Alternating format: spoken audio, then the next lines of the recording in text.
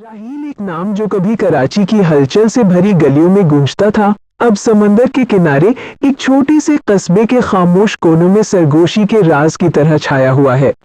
ये नाम रखने वाला शख्स गवादर के साहिल पर लहरों की नर्म गोद के लिए तिजारत करता हुआ शहर की तेज रफ्तार जिंदगी छोड़ गया था। सुबह का वक्त था और सूरज बहीरा अरब की तरफ से चढ़ता हुआ एक शोला अंगेज मदार था जो सोए हुए शहर पर सुनहरी चमक डाल रहा था।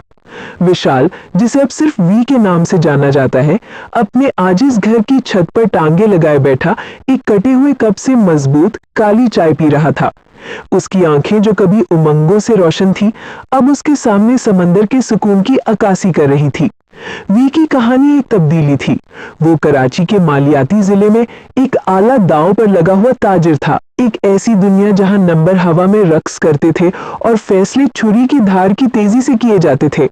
तनाव एक मुस्तफिल साथी रहा था जिसने उसे पतला पहना हुआ था, उसे एक अहम मकाम पर ढकेल दिया था।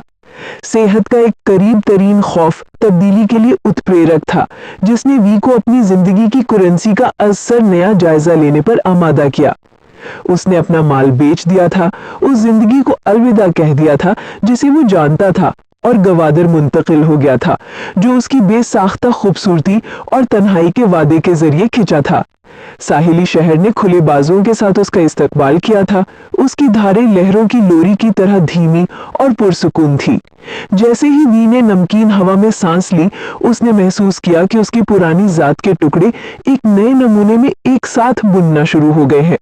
उसने छोटी शुरुआत की, मकामी कारीगरों से कश्ती बनाने का फन सीखा। उसके हाथ लकड़ी की तश्कील में एक नई जबान तलाश कर रहे थे। काम इलाज था, रूह के लिए एक बाम।